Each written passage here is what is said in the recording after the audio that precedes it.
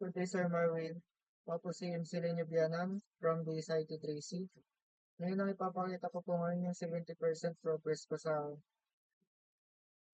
aking Adobe XD.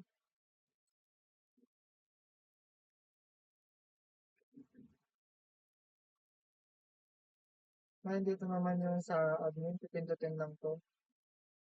Tapos admin login, then login, admin, merong manage products, manage orders, manage drivers.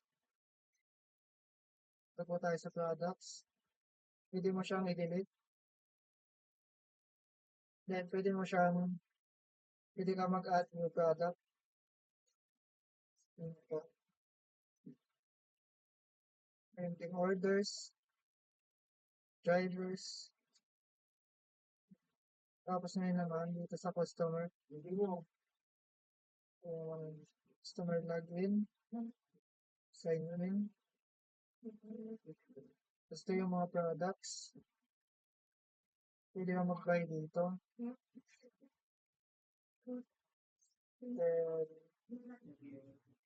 Then lang itong proceed to check out. Tapos pipili ka na lang kung anong gusto mo payment method. Kuwari PayPal. Place order.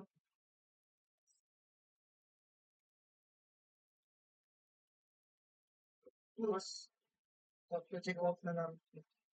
Install.